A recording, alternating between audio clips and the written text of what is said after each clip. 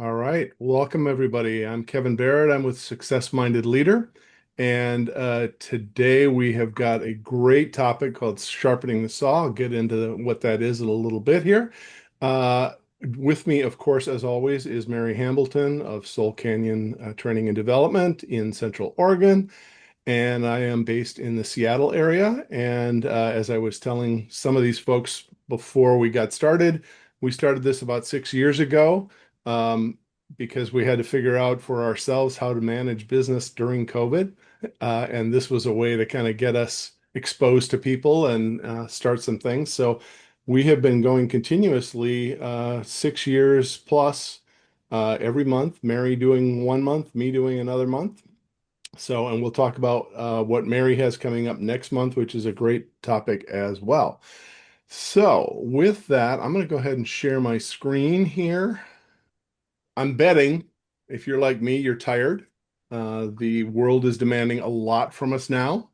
Maybe you're worried about how expensive everything is. Maybe the demands of your role have crossed the line from challenging into overwhelming, or maybe you know that you're not taking care of yourself and you don't know how to unwind that, or maybe it's all three.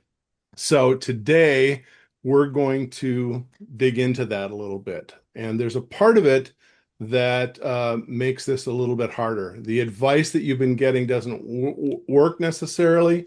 You know, kind of the answers, right? Sleep more, exercise, take vacation, drink more water. You've heard it, you've tried it, and some of it helps for a week, and then you're kind of back to where you started. So today is not about that. Today is about a different way to think about all of this. Rest isn't what you do when you work, when the work is done, it is the work. And so we're going to talk about that. I do have a special guest that's with us today. Her name is Doris Taylor. She is a burnout recovery specialist. And she is going to talk a little bit about navigating through burnout, some of the things that we'll talk about today. She'll also be sharing a segment in the middle of the session, and she's going to join me in a Q&A at the end. So welcome, Doris. Glad to have you with us. So a few quick notes before we start. This is interactive. We have polls, we have chat prompts, we have an exercise at the end, and you'll get more out of this if you participate. So drop any questions into chat anytime and we'll address them during the Q&A. Mary will be monitoring that as we go and she'll make sure that I know about that. But since we also have a small group, if you want to mute and just ask the question, feel free to do that along the way as well. So let's get into this. All right, so we have a poll that we're going to run here. So let me open up the poll and we're going to start with a little poll here on a scale of 1 to 10. How depleted do you feel right now? 1 means you're fully charged, 10 means that you are running on fumes. So let's see what we come up with here.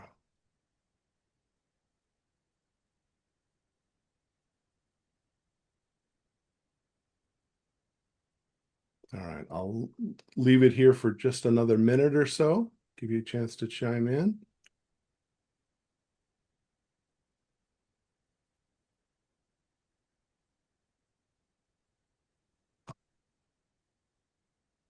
All right. So it looks like we've got one at 8, one at 7. We have one at 5 and one at 4, one at 3. So we're doing actually pretty good, but of course we always need to be on the lookout for that. So very, very interesting to see kind of where everybody is at today. I can tell you that I am probably about a 7. So very interesting stats on where we are at today. And it gives us kind of a platform to talk a little bit more about this as we go. We will have another poll as we go through here as well. All right. So sharpening the saw. Well, where did this come from? This is a quote from Stephen Covey. Covey said, "We must never become too busy sawing to take time to sharpen the saw." And he shares a story of a woodsman who is so busy sawing down that tree that he cannot take time to sharpen the saw, which of course, if you can sharpen the saw, it can help, right, to make the job go a little bit faster. And that's where a lot of us are at. So let me give you a little bit more modern version of that. You know that feeling when your phone is at 3% and you tell yourself you'll plug it in after one more thing and then it dies and then you're cut off? What call did you miss? What text? What email came in while you were waiting for it to charge enough for you to be even turn the phone back on? That's most of us at work. We keep running on a dropping battery and we don't notice where we're missing, what we're missing until we're already cut off. So sharpening the saw is really about renewal. It's not about what you do when the work is done. It is the work itself. Covey breaks that into 4 dimensions that we'll talk about here. And those 4 dimensions are this: physical, mental, social, emotional, and spiritual.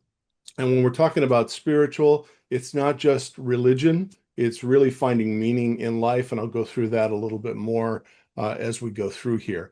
So it's taking a look at those 4 different dimensions and what are you doing to try to help yourself in those 4 different dimensions.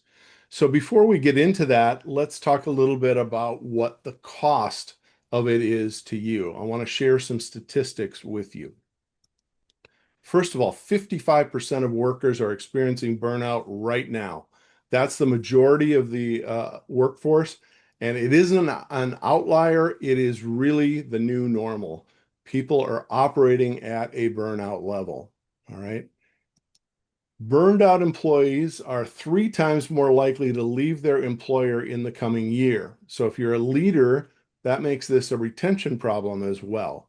If you're an employee, it tells you that your body is already trying to make a decision you haven't consciously made yet. Next stat, 51% of employees say they feel used up at the end of a workday. Not tired, used up. There's a difference. Tired is what a good night's sleep fixes. Used up is what doesn't come back to you, right? All right, and last stat here, $4,000.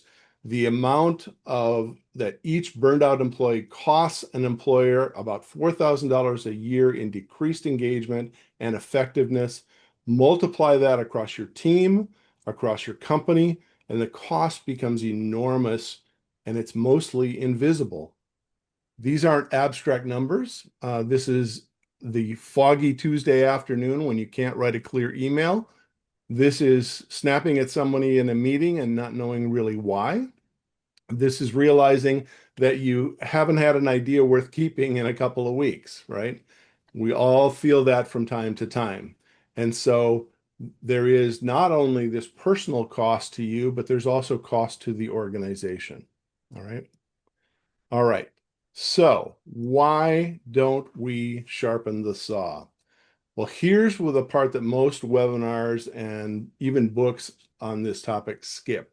We don't sharpen the saw because we don't know we should. We don't, not because we don't know we should. We don't sharpen it because something is in the way. So, might be identity. I'm the person who gets things done. I got to get this done, right? Fear of falling behind. If I stop, I'll lose ground. I have coaching clients that tell me that all the time. Guilt. People need me, or everyone else is so busy, it seems selfish if I take the time to do that. Mhm. And finally, workplace culture. Look busy and get rewarded, right? Everybody's busy, everybody's running around. So these aren't excuses, they're real. The reason that you haven't sharpened your saw isn't because you don't know it doesn't matter. It's because something on this slide is in the way, and sometimes more than one of them. These reasons aren't theoretical, they have a cost, and the cost shows up in specific ways in the things that we do for ourselves and that we quietly let go. So let's name some of them.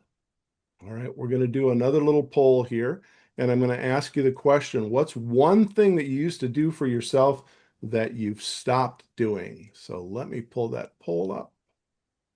Hey, Kevin, can I add one bullet point to that last slide? Please. Yeah. Because I just had like my own personal aha moment related to technology. For the last year, I've been limping along with a computer, both for my personal life and for my business, that objectively did not have enough RAM to do what I was asking it to do.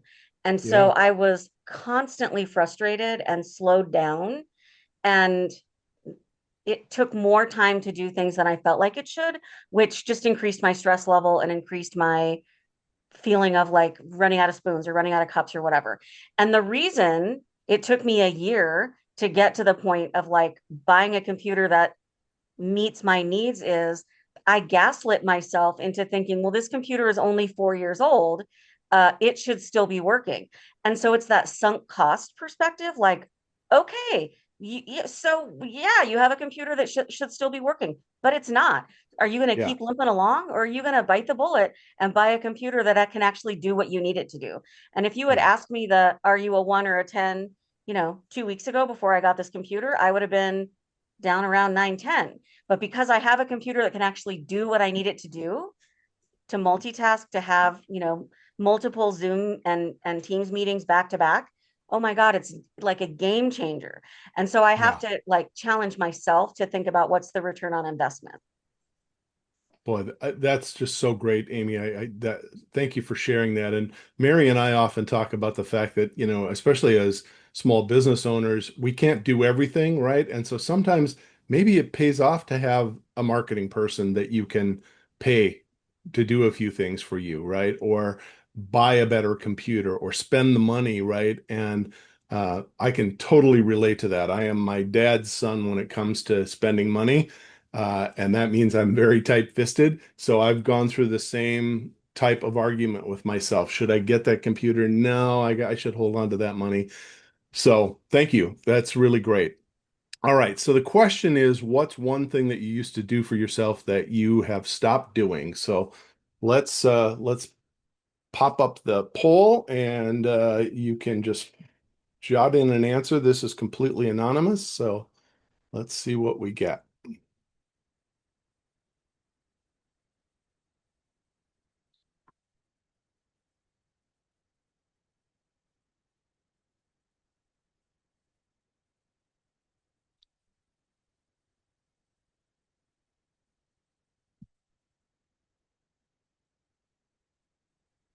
We'll take another 30 seconds or so. I'm not sure about anyone else, but the poll disappeared for me before I finished typing. Oh, Yes, mine disappeared too. okay. There must have been a timer on it. So if you want to share in chat, you're welcome to do that. And I do apologize. Uh, maybe there was a time limit that I did not realize. All right. Well, let me share the results from this, and then we can add anything additional that comes in here in chat. But we have meals, we have outside, getting outside, making, uh, getting healthy, nature, enjoying, playing. So yes, of course, we skip those kinds of things for ourselves quite frequently. So those are the kinds of things that I want to have you think a little bit about today. And we're going to kind of dig into some ways that we can help on that a little bit more. All right. All right. So with that, I'm going to bring Doris back in here. And, you know, Doris and I have worked together multiple different times. I've known her for a couple of years, but as I said, she is a burnout recovery specialist and she sees patterns that most of us miss because we're too close to our own exhaustion to recognize it. And I say that from personal experience because I've had really great conversations with Doris where I recognize myself. So with that, I will turn it over to you, Doris. Okay. Thank you, Kevin, and Mary, for the opportunity to come in and speak to people. Um, my passion is burnout because my background is I've been a nurse for 25 years and I quit 4.5 years ago, almost 5 years ago. I quit my career working as a staff nurse because of burnout, and I was burned out before COVID, and then COVID just made it worse, as you can imagine. And so now I work with people. My focus is mainly people in healthcare, but what I talk about is very much translates across the board with people in burnout and how we experience it and like what we can do. My intention and goal is to create like sustained recovery from burnout because it's not just a one and done. There's not just one workshop that you can do and you're magically all fine. Kevin, if you want to go to the next slide. So my business is Moonshine Wellness, and I'm based out of the Seattle area. That's how I know Kevin. We interact a lot with a lot of different areas. And again, my goal is to create like a sustained burnout recovery because really you need to be able to recognize it. And because a lot of the symptoms of burnout become very normalized. And what you tolerate now is not necessarily what you tolerated a year ago or 2 years ago, but it becomes what our normal is. And then you're like, oh, this is fine. And I can push through. And you push through until you can't. And that's a lot of what it is. So, Kevin, if you want to go to the next slide.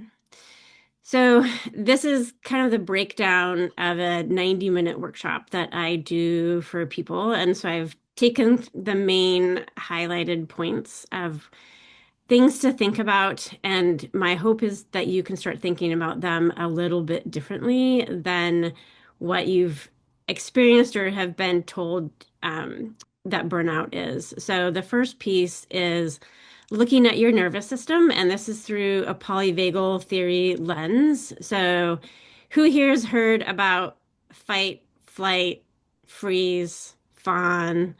And so, a lot of those are, it's based in, like, if you're thinking about when we were like living in caves and we're very much into or around our environment, right? And we had a lion or some sort of danger that comes up. What does your nervous system automatically do? And a lot of that is like your fight, where you're going to fight for survival, or you're going to run away, or you're going to freeze, which is where you like faint or like play dead essentially. And so because our nervous system is not it, like it doesn't know that we're in modern times and we're not walking around and we don't have like bears around the corner. uh it still feels like we are in these these states for our nervous system, even though it's like chronic stress, right? Like we're chronically stressed with our phones dinging and we have to work 5 days a week and go somewhere, right? Like we were just talking about traveling to meetings. Like if you have to drive somewhere and be in an office and then you have a lot of meetings and you just a lot of stress, like our nervous system doesn't recognize that we don't have that bear in front of us and that we need to do something differently about it.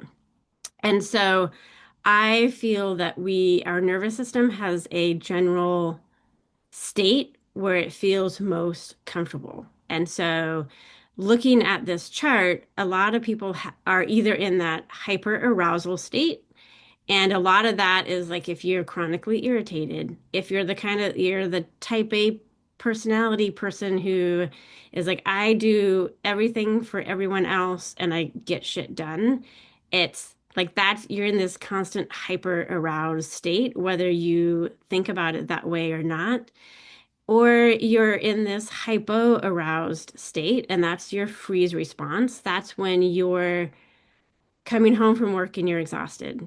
When you're like you're just kind of making it through to the weekend, and then you're exhausted all weekend, and you're not talking to your friends, you're not talking to your family. Everyone is like, we haven't seen you in a couple months. And you're like, I work, and I just go home, and then you like hibernate, right? Like you're shut off from the world because you're so overstimulated and overwhelmed with your day to day that your nervous system is like goes into that shutdown mode. And this plays into a lot of how you think of your wellness tools. So when you think about how you take care of yourself, really kind of think of how your nervous system is, like what your natural state is, whether you're that go-getter, I'm always doing things, or you're like, I come home and I shut down and I talk to no one. Because when you're using those wellness tools, and if you're the type A personality, you're always doing things, but then you're using exercise as a stress manager and a stress relief, like you're still in that hyper aroused state, right? Like you're not bringing your nervous system down into that window of tolerance. And when we're in either early burnout or late stage burnout, that window of tolerance gets smaller and smaller. And the window of tolerance is when you feel grounded, you feel like your nervous system isn't reactive. So, say you're in a meeting, like my perspective, I always say with a manager, because I've not usually been in that manager position, but you're in a meeting with a manager and they're like, you're not doing these things, and you like react immediately. Like you don't have like that pause built into your nervous system because you're just constantly in that hyper aroused state. Or if you're feeling in that same meeting and you just shut down and you're like, can't like have a discussion, like you're in that hypo aroused state. And so the idea with the window of tolerance is that you're building, you're increasing that window of tolerance by using these tools to either rest your nervous system so you have recovery, or if you're in that constant freeze response, that you're building it up into that window of tolerance. So, and some of the tools are the same, right? So if you're in that hyper aroused state and you're like, that I am a go-getter and I'm constantly doing things, but I use exercise to like as my stress relief, and you're like running marathons or whatever, you can use walking, like walking out in nature, right? Like it down regulates your nervous system. But it's the same if you're in that hypo aroused state. If you go for a walk in nature, then you're bringing your nervous system up into that window of tolerance. And the more you do these habits or tools, whatever you want to kind of, whatever's not triggering for you to actually start to do them very frequently, the more you do them, the bigger and the wider window of tolerance that you're going to build. So then you're not so reactive and you're not so exhausted at the end of the day or the end of the week. And you can just, you're building in that pause into your nervous system. Kevin, can you go to the next slide? So I emphasize our learned coping skills because these are the habits that we learn in childhood and adolescence from our caregivers. So from our caregivers or parents or people who have a big influence in our life. And this is how we manage our stress as adults. So if you're like, say your mom was the kind of person who never sat down, was always busy, was always doing things, then you also don't, you've taken on those habits, right? So then you're also functioning in this hyper aroused state, but you don't even know about it. Like you're not even necessarily conscious of it. And so I like to talk about this just because these are the habits that we do that are subconscious as our nervous system and our emotions, or we're trying to soothe our own emotions and calm our nervous system, but we're not always aware of them. And so, for example, I have a friend I worked with as a nurse, and she always struggled with eating and her weight. And so she was on this constant dieting hamster wheel. But she mentioned at one point that when she was stressed and overwhelmed as a kid, her grandmother would feed her as a way to cope and manage that emotional distress.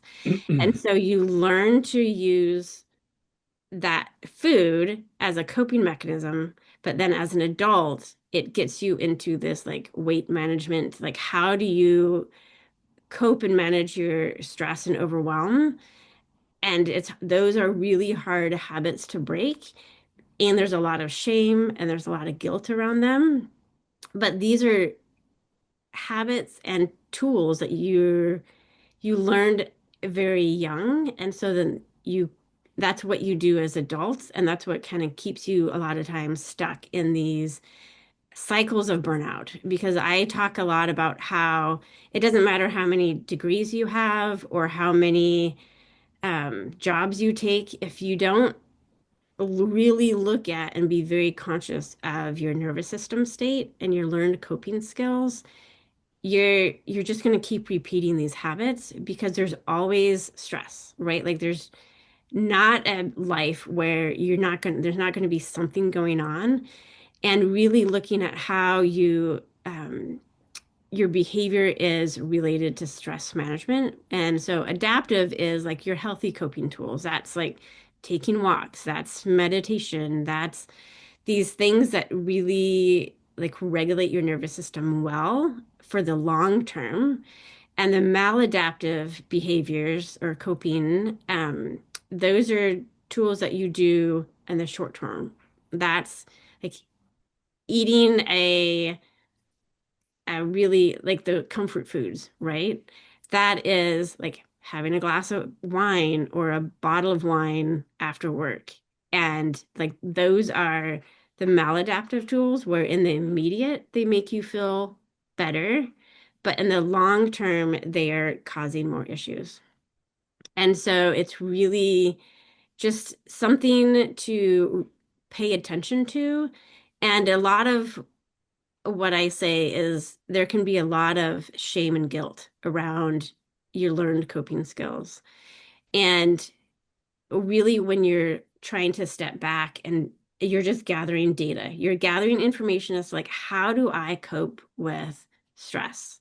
How do I manage my day-to-day stress and emotional overwhelm? And what do I do? And then, like, that's something you can just keep track of in a journal or somewhere. And then, because you have to be aware of it in order to be like, then what do I want to do? Like, what is that next step? What that awareness is huge. And then once you have that awareness, then you can like start figuring out how to make those changes. But if you just do things like in healthcare, there's a lot of alcoholism because we use alcohol and drinking as a coping tool. And if you're just like having that half a bottle of wine every night, then you're just, that's going to be what you're doing without understanding why you're doing it. And there's that link of understanding why you're doing something and that you're doing it, and then what do you want to do differently, right? There's this process and thinking of like how what you're doing now isn't working, because if your stress is still very high, then it's how do I manage it differently? Um, and then the third piece, if you want to go to the next slide, Kevin, is our work environment and our work culture can play a huge part into burnout. So the first two pieces are kind of like who we are, right? That's how we show up to work a lot of times. But if you're working in very high stress work environments, then you're leaning heavily on how you manage your stress. But also it's looking at how that work environment affects your, like how you regulate your nervous system and how you cope and deal with that emotional stress. Because there's a lot of work environments and work culture coming from a healthcare background where it's very toxic and not supportive, and people don't feel seen, heard, and valued within their workplace. And my big ask for anyone who is in management or leadership is to really look at the culture that you're setting up um, for your workspace. Because if you're asking your employees to work 40, 50, 60 hours a week, and you're not taking breaks and you're not doing the things that will manage your stress, then you're putting a lot of pressure, seen and maybe heard or unheard, on to your employees that they need to meet those standards. And you can work 60 hours a week, but there's no true reward at the end when you retire. Like, I don't know a nurse who does not have a chronic illness. And all of these pieces really play into that. And really, we want to create engagement in your current life, like how you are showing up for not just other people, but also for yourselves. And if people need to like take time off, if they need to like make sure they're taking their lunch breaks, I mean, that's huge. And because people don't, you're sitting at your computer, but you're still like, I'm like working. Like you're never really like you're not going for like even just a 20-minute walk outside, right? And so as management and leaders, like you're really setting the tone for this work environment and work culture. And if you're tolerating things like clicks and like favoritism, like it creates a very toxic work environment. And people will stay to a certain point, but then you can also see a lot of high turnover because people are like not going to tolerate it as long. So, really being aware of how you set that example for people and what you can do about it is a huge piece of helping your employees or coworkers not feel so burned out. And it affects you, right? So if you have a high turnover, it's really expensive for the company and it's really hard for the people who stay because then all that other work goes onto them. So, Kevin, if you want to go to the next slide. So, Oops, went a little yep. too far. Nope, that was it for me, I think. So, Yeah, so thank you, Doris. And Doris is going to rejoin me for questions at the end, and then she'll share her contact information as well at the end so that you'll know how to reach her. And again, thank you, Doris. Everything that Doris walked through here, I think, is so important. And she did cover the difference kind of between the work stuff and the home stuff. And I want to dig into that just a little bit more because the exhaustion that most of us are carrying didn't start at the office and it doesn't end there either. So let's take a look at some statistics here. All Hey, right. Kevin, So yeah. did you happen to notice in chat some of Amy's comments about the fact she hasn't scheduled a vacation since she started her business? She used to take at least 2 trips a year. And then she usually finds herself in hyper arousal space. And this was my aha moment, Doris, was oftentimes I am like super high up, like that's my go-to is my hyper, not hyper. And so my workouts and my way of dealing with stress happens to be, let's go for a run, let's go do something more extreme, right? And I'm wondering why my cortisol levels are so high, right? It's Mm, because I'm just jacking it up more, right? So that right. was a real aha moment for me. And it looks like Amy has realized that when she's like this, she needs to come down. mm. So thank you. Yeah, that's really great. Both Amy and Mary, thank you for sharing that. I think that's really important based on what Doris has shared. All right. Well, let's look at some of those statistics again. So the statistic that's on the screen is only part of the story here. So 79% of families manage school transportation themselves. Half of parents spend more than 5 hours a week behind the wheel shuttling kids around. That's a lot of time, right? Americans check their phones 205 times per day on average. So imagine the brain space and the reaction time that is used towards this, right? And that has got to create some stress for us. And this one I found absolutely fascinating. 53% of Americans have never gone a full day without their phone. So in this day in and day out, they have an electronic leash, right? And with younger generations and the way that I see that they identify themselves with their phone, uh, it's not too hard to believe, but it is really quite amazing that phone really takes a lot of our energy, right? And so does social media. So scary statistic for me, the average American spends 2 hours and 21 minutes per day on social platforms. The US Surgeon General reports that the mental health risk for those spending 3+ hours daily on social platforms is twice as high. So that's a really scary thing too. And it is another thing that kind of adds to this. I know certainly over the last month or so, I have found myself taking a social media break. Maybe check it once a week because I've got family and friends that are posting pictures and things that I want to see. But if I spend too much time on it, I absolutely feel it. All right. So studies have shown that limiting social media to 30 minutes a day for 2 weeks reduces depression, anxiety, and loneliness in young adults. And it certainly can help us full-grown adults as well. All right, so that's a big weight that comes in there as well. But underneath all of this, it's not just that we're busy, it's that we feel obligated to answer the message, to show up for the thing, to say yes to whatever the ask is, to keep up with what everyone else seems to be doing. There's low-grade fear running underneath modern life that if we slow down, if we say no, if we miss something, we'll fall behind or be left out. And so we say yes to everything, and yes to everything is the same as saying no to yourself.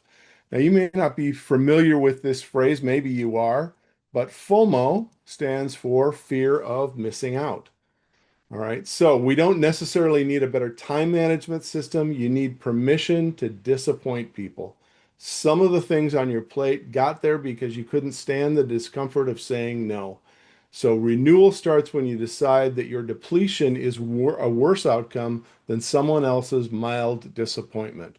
FOMO assumes that what you're missing out on is more value than what you're protecting.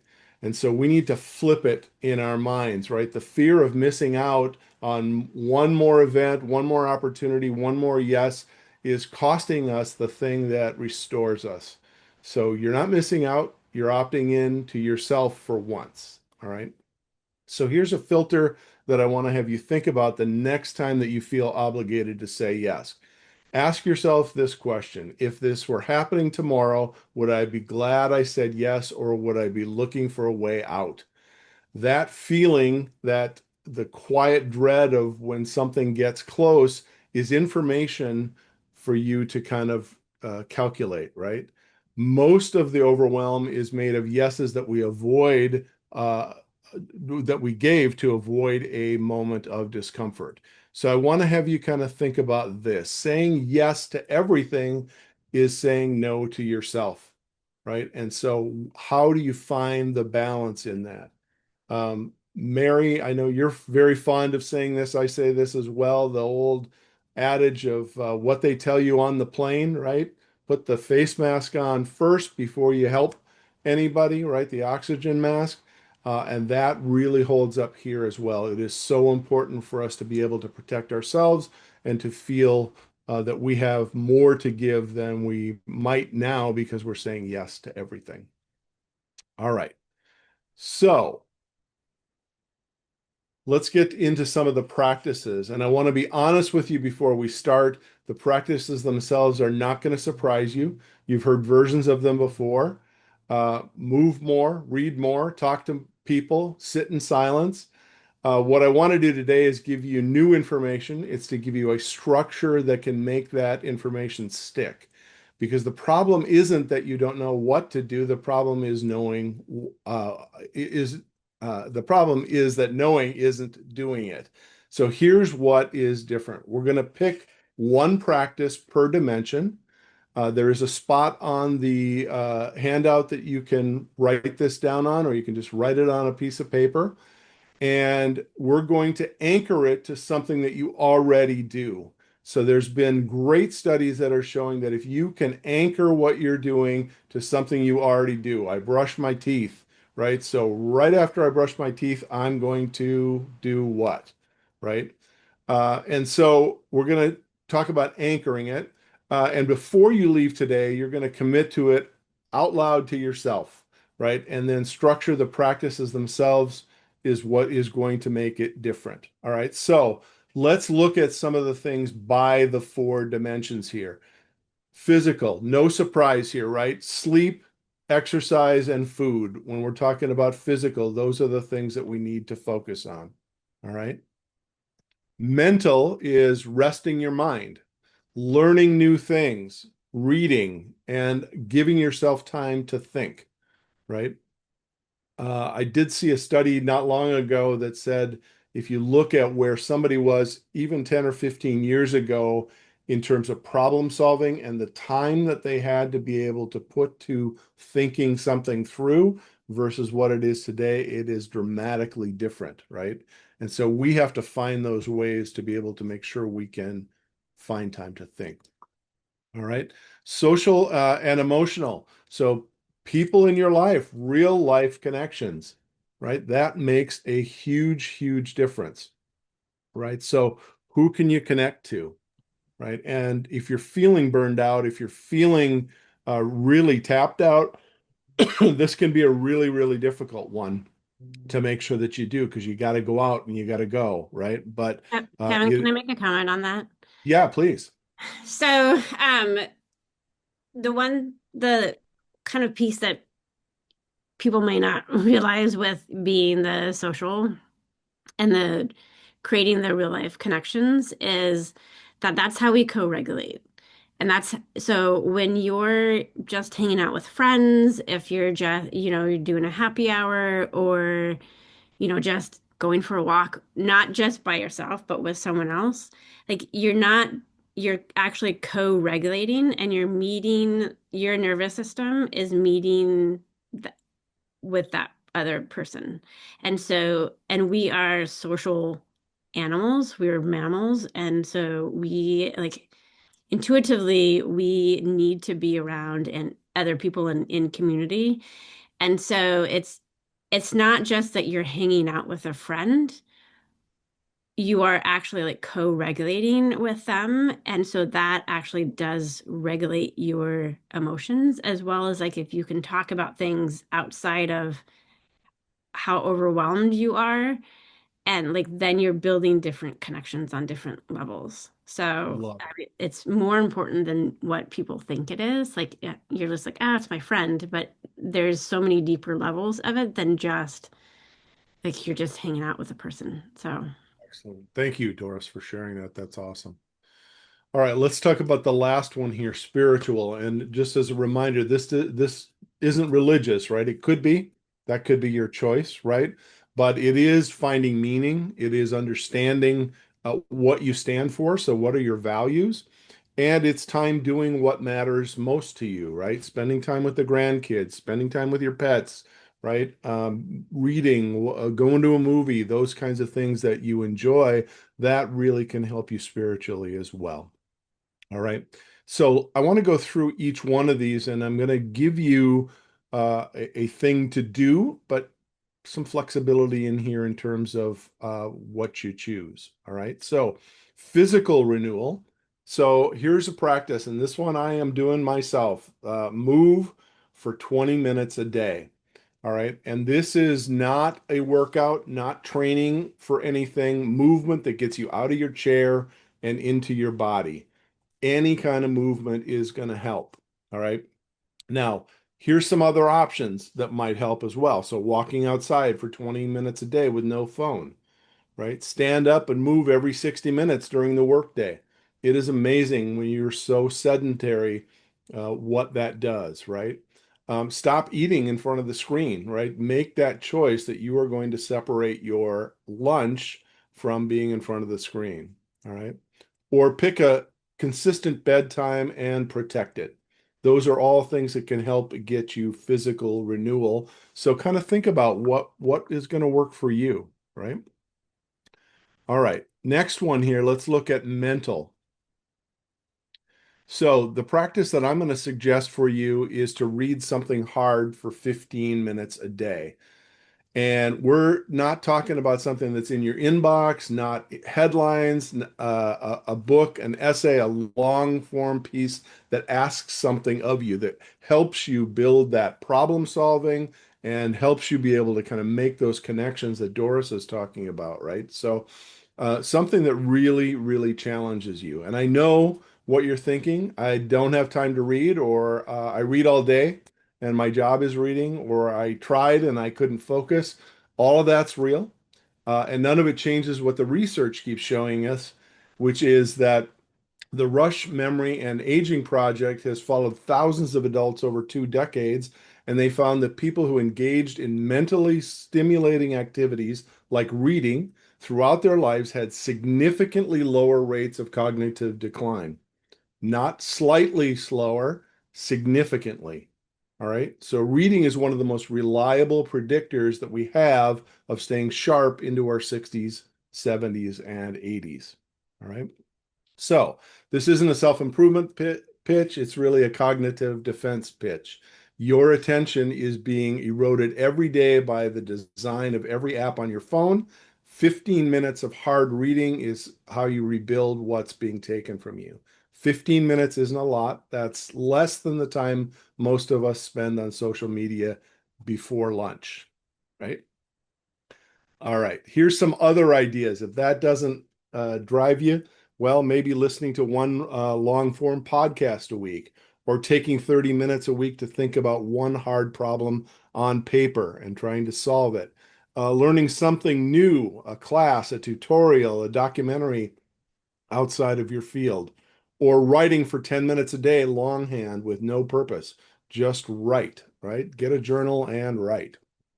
All of those things are things that will really help your mental renewal.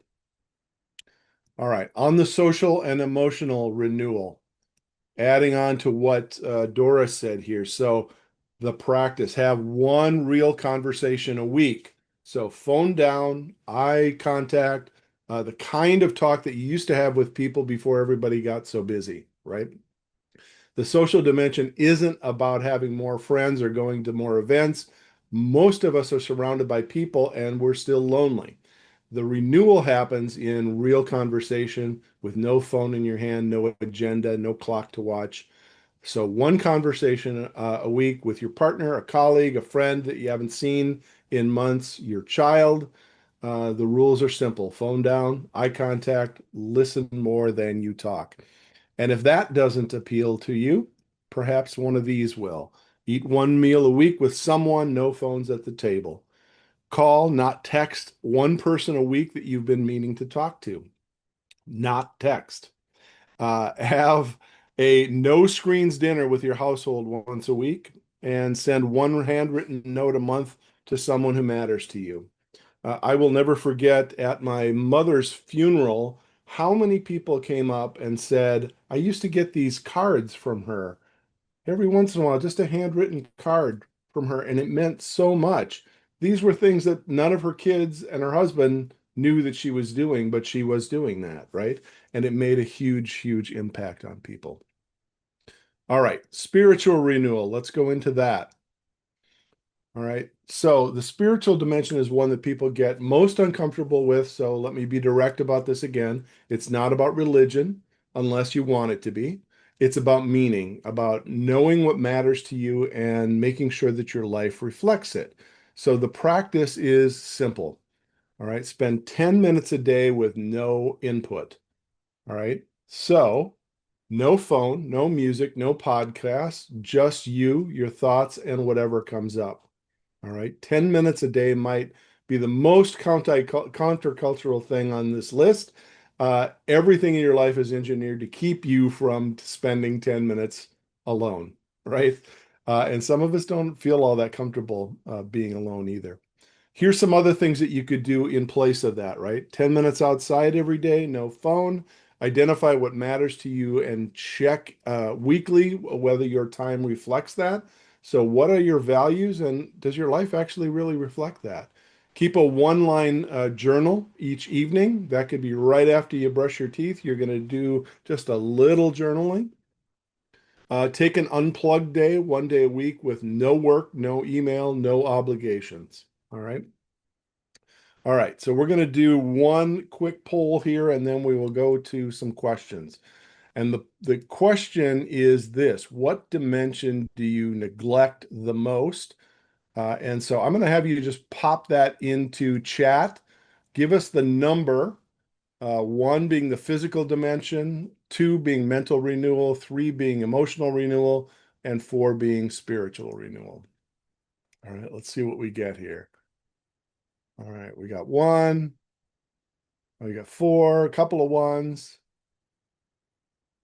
Yeah, two, one. All right. All right, just important that we identify that, right? And that we really think about what it is that we want to do. How do we want to get some renewal out of our lives, right? An intentional renewal, right? So I'm seeing a lot of ones and twos in here, but whatever your number is, whatever dimension that you need to spend some time in, I really encourage you to think about that and do that. All right. All right. So here comes the plan. All right. So we're going to break the plan into three things, the practice. So one specific thing that you're going to do. Think about that, jot it down. Then the time frame. So when are you going to do it and how often are you going to do it? All right. And then finally, the anchor. So what existing habit will you attach it to? It's breakfast, or it's brushing your teeth, or whatever it is that you do that you normally do that's built into your routine. What could you build that to? All right. All right. I'm going to play a little music, give you an opportunity to think about that a bit.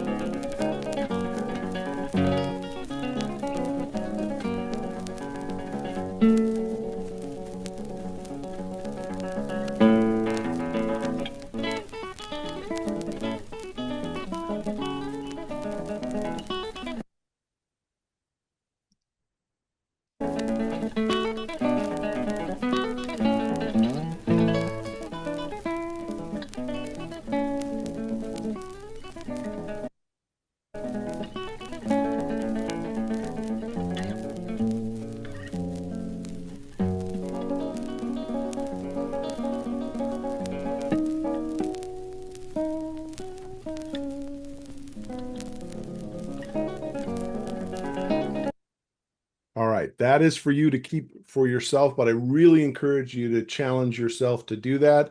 Look at it every day, see if you can kind of build that discipline with it. All right, so I want to leave you with one more little thought here before we open it up for some questions. So, sharpening the saw is not what you do when the work is done, it is the work, right? So we should be really thinking about this all the time. How do we incorporate this in? All right. All right. With that, I'm going to open it up for questions here, and I'll actually stop the share, see if you all have any questions for Doris or myself, and then we'll do one little wrap up and we'll be done today. Any questions? All right. I'm getting a lot of shaking heads. No. All right. Let me go back to my screen here then. If you do, you can certainly send information along or send a question to each of us. So Doris, let's talk a little bit about how people reach you. Yeah, so my website at moonshinewellnesspnw.com, as well as like I'm on social media, but to be honest, my goal is to get off of social media by the end of the year, personally and for business. So I have a newsletter called Spilling the Tea on Burnout, and maybe it goes out once a month. I'm trying to get better about that too. But I also just started a podcast called Spilling the Tea on Burnout. The trailer just dropped on Monday. And so the idea with the podcast is to talk about the different pieces that related to burnout, but also what you can do about it, which a lot of it is like using the tools and introducing new tools to people because maybe you've tried things and they just don't connect, so they don't become a habit. And so I'll be talking about like the different tools. I have a 90-minute workshop that I do called Get Beyond Burnout. I do that virtually every month. I do healing huddles, which is again where we talk about integrating the tools into your life, just like what Kevin was talking about, because you know the tools, but if you don't use them, they don't actually work. So, and those are all on my website. So, and then I'm a co-host to a podcast called You Are Not the Problem, where we talk about the systems of trauma that we live and try to exist in. So that's those are the main places to find me. You can see me on social media, but I'm not there a lot. So I'm But trying. Doris's website has got a lot of really great tools and a lot of really great ideas. So I encourage everybody to kind of take a look at that. My contact information is here. If you want to take a screenshot of that, you're always welcome to connect with me on LinkedIn if you would like, or reach out to me in any way. Happy to do that. And before we wrap up here, let's talk about next month. So we have on Wednesday, July 1st from noon to 1. Mary will be leading the Lunch and Learn, and it's about playing to your strengths. So, Mary, do you want to share? Sure. Um, Most of the time, especially the doers of the world, want to do everything themselves. And what they are oftentimes doing is putting themselves under stress and postponing important things by wanting to learn how to do everything. And so we're going to talk about playing to your strengths and finding people who have different strengths than you and how they may, in fact, be able to help you accomplish your goals at a very fast and rapid pace.